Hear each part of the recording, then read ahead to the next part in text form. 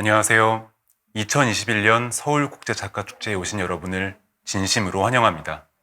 팬데믹은 이렇게 우리의 일상 속 리듬을 완전히 뒤흔들었죠. 일상이 흔들릴 때 우리는 비로소 우리 자신의 존재를 자각하게 됩니다. 그러면 자각을 했다면 그 다음 우리는 어떻게 우리의 일상의 리듬을 회복해 나가야 할까요? 오늘 이 시간은 독일의 얀 바그너 시인과 한국의 신용목 시인과 함께 회복의 리듬에 대한 이야기를 나눠보려고 합니다.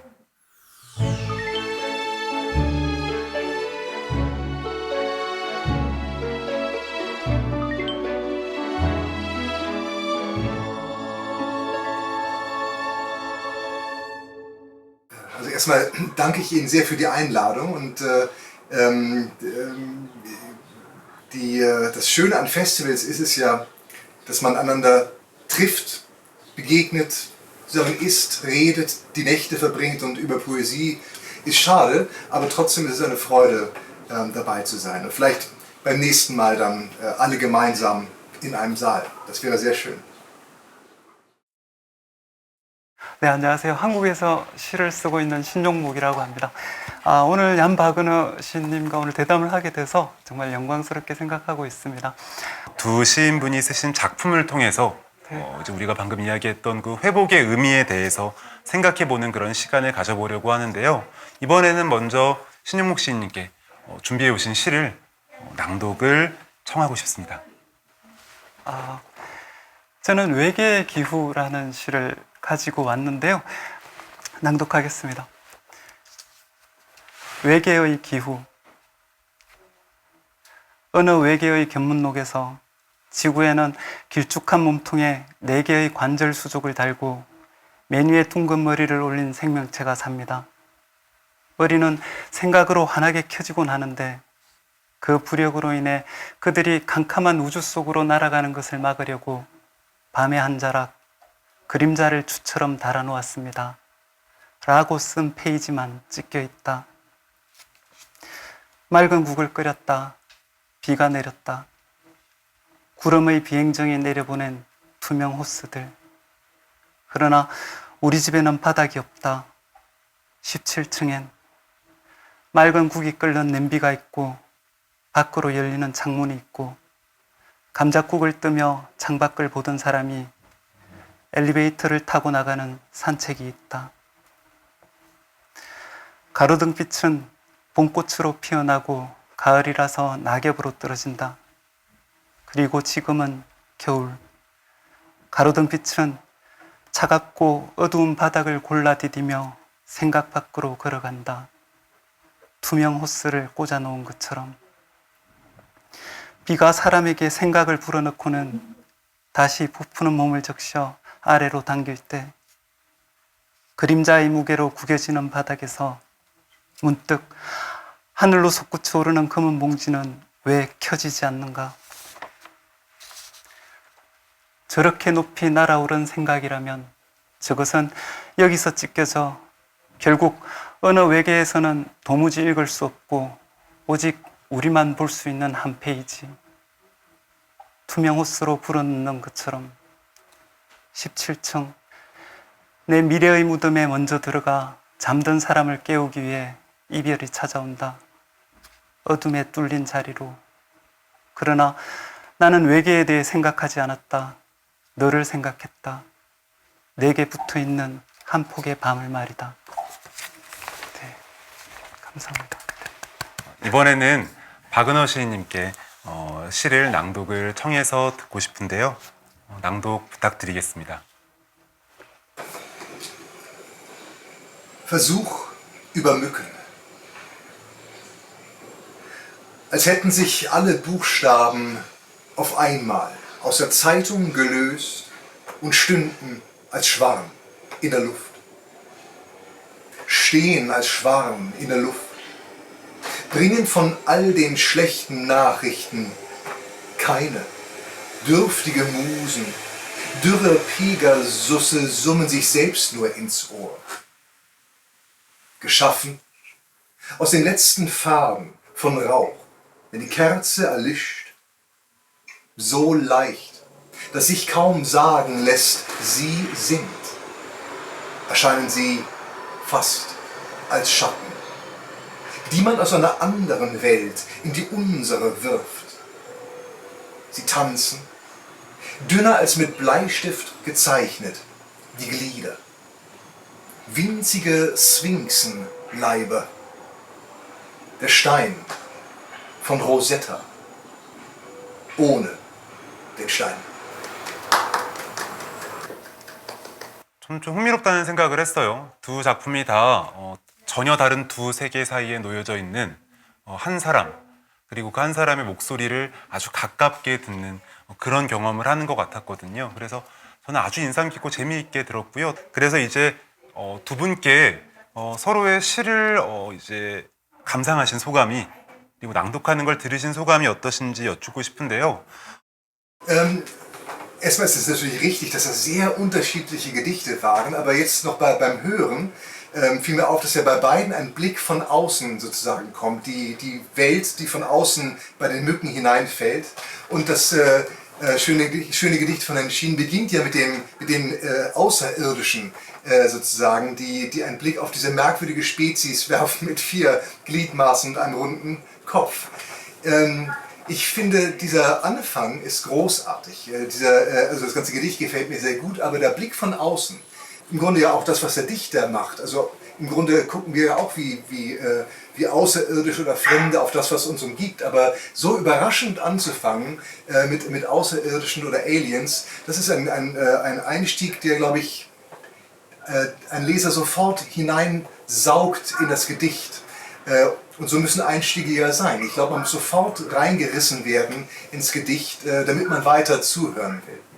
Ich mag, ganz grundsätzlich gesprochen, die Energie, die ich sozusagen nur wahrnehmen kann über die englische Übersetzung, aber mir scheint es so zu sein, dass die zum Teil sehr langen Zeilen eine Energie transportieren, die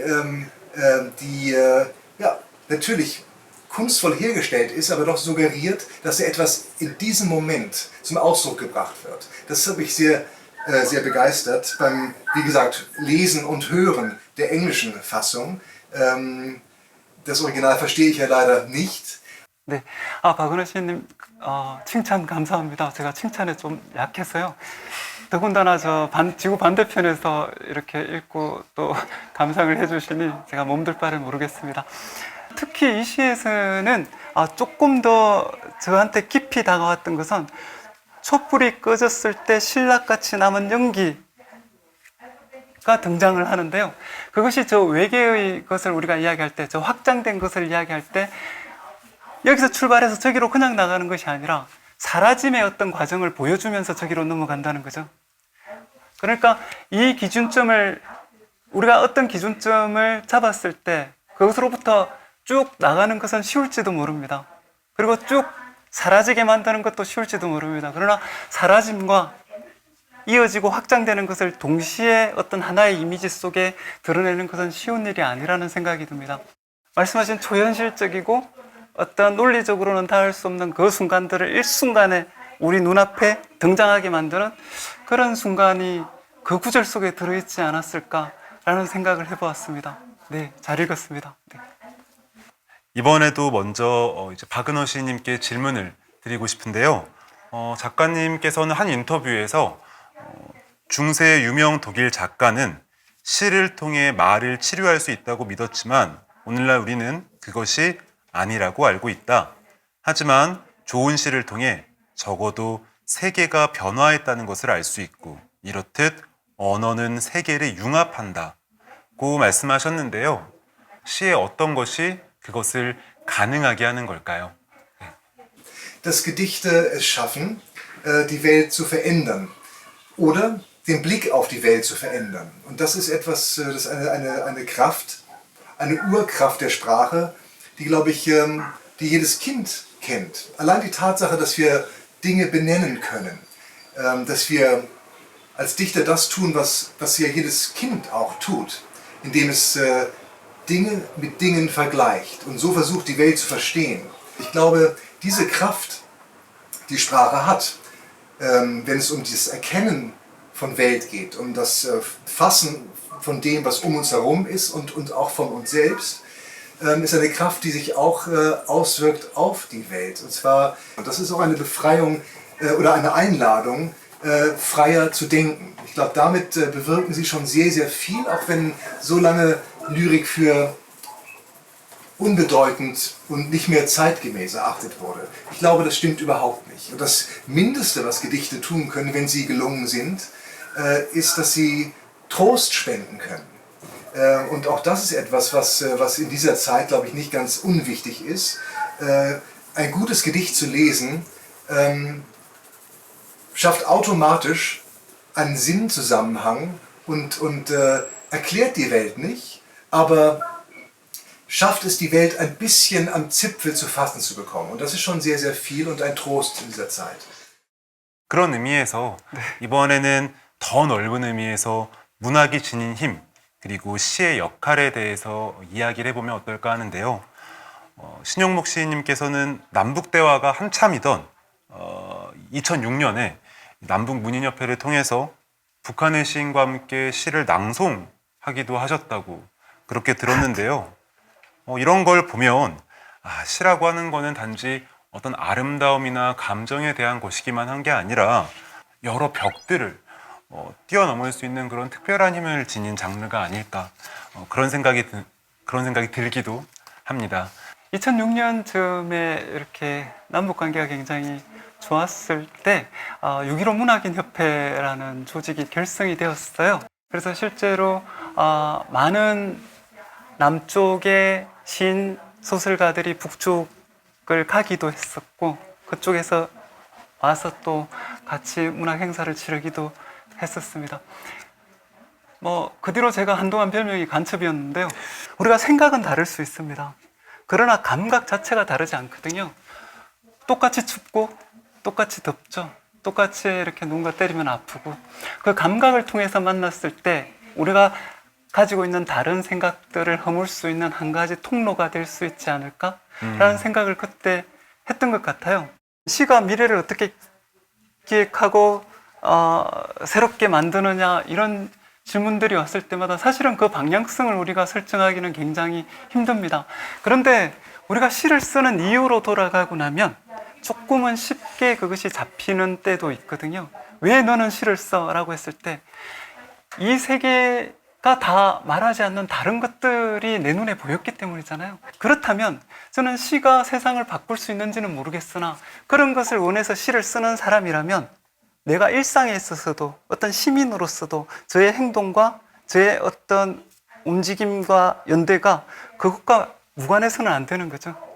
우리가 무엇을 바라고 있고 바란다면 내가 무엇을 해야 되는지를 묻고서 생각하면 조금 쉽지 않을까?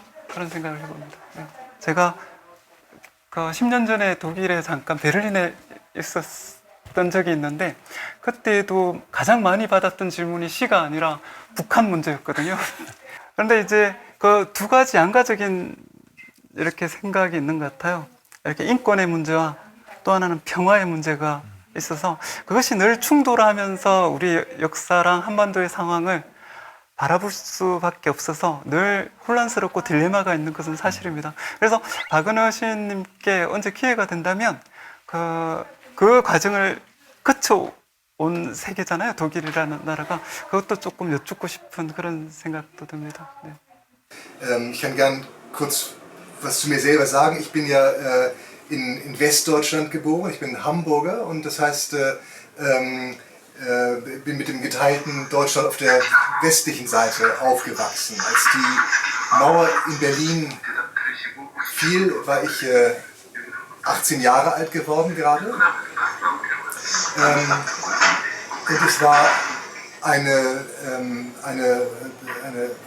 wie für alle, eine unglaubliche und völlig unerwartete Erfahrung. Aber es ist eben auch, wie Herr Schien sagte, es war ja keine abgeschlossene Welt in dem Sinne, dass nicht doch die Autoren und die Schriftsteller Kontakt gehabt hätten. Es gab Zeitschriften, die Ost und West immer zusammen gedacht haben und die Kontakte gehalten haben. Es gab immer die Autoren, die man lesen musste und lesen wollte.